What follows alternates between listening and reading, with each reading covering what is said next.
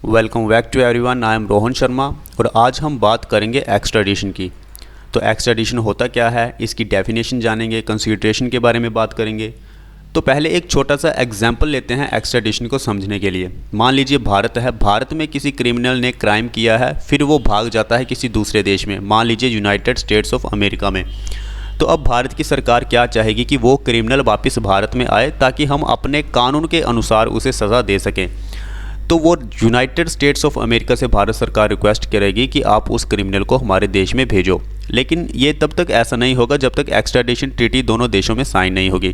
तो extradition treaty basically होती है क्या कि ये सहमति होती है दोनों देशों की, ताकि जो क्रिमिनल है उसे दूसरे देशों में भेजा जा सके जिस देश में उसने क्राइम किया है। तो अब हम इसकी प्रॉपर डेफिनेशन की बात करें, एक तो होता है नेशनल लॉ और एक होता है इंटरनेशनल लॉ। तो हमें कई बार कंट्री को इंटरनेशनल लॉ भी फॉलो करने पड़ते हैं। तो extradition is a cooperative process in which one country surrenders an individual to another country to be prosecuted for crimes committed in the requesting country's jurisdiction, जो भी हमने अभी बात की थी। टिपिकली अनेबल्ड बाय बायलेटरल और मल्टीलेटरल ट्रीटीज। मैंने कहा था कि कई सारी कंट्रीज़ के बीच में बायलेटरल ट्रीटीज साइंस होती हैं, मल्टीलेटरल ट्रीटीज साइन होती है। बायलेटरल ट्रीटी होती है जो दो देशों के बीच में होती है, मल्टीलेटरल ट्रीटी होती है जो मल्टीपल बहुत सारे देशों के बीच में जो ट्रीटी साइन होती है। Extradition has become more important because of the growth of a transnational criminal organisation. देखिए, आपको पता है टेक्नोलॉजी का ज़माना है, ग्लोबलाइजेशन का ज़माना है, तो लोगों को आना जाना लगा रहता है दूसरे देशों में। तो इससे क्या होता है कि टेररिज्म इंक्रीज़ होता है, फिर लोग टेररिस्ट अटैक करके दूसरे देशों में भाग जाते हैं, उनको पकड़ना बहुत मुश्किल हो जाता है। ड्रग एंड ह्यूमन ट्रैफिकिंग होती है, काउंटरफिटिंग होती है, साइबर क्राइम होता है। तो इन सब चीज़ों से बचने के लिए और उन गुनाहगारों को पकड़ने के लिए ये एक्स्ट्राडिशन ट्रीटी साइन की जाती है कंट्रीज़ के बीच में, जो कि आज के टाइम में बहुत ज़्यादा इम्पोर्टेंट है।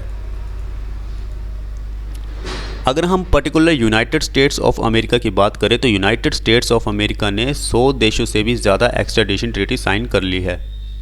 अब हम बात करते हैं बाज on extradition.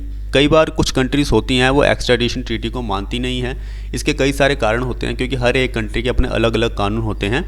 So typically countries will grant extradition only if the एलिज्ड crime is punishable in both countries. For example, Bharat में जिस क्राइम की सज़ा है अगर दूसरे देश में भी उस क्राइम की वैसी ही सज़ा है तो एक्स्ट्राडिशन होगा।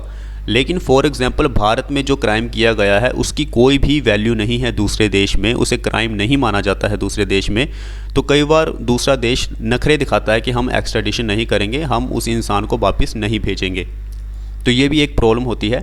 Additionally, most countries refuse to extradite person accused of certain political crimes such as treason, sedition and espionage. So the growing number of nations refused to extradite people who may face torture, execution और other human rights violation। तो कई बार human rights जो violation होते हैं उसको रोकने के लिए भी कुछ कंट्रीज मना कर देती हैं एक्स्ट्राडिशन के लिए, जो भी रिक्वेस्टिंग नेशन होता है उसको। तो यही था ओवरऑल एक्स्ट्राडिशन की, एक्स्ट्राडिशन होता क्या है। तो अगर आपको वीडियो अच्छा लगा हो तो प्लीज़ लाइक करें, शेयर करें, सब्सक्राइब करें। Thank you very much.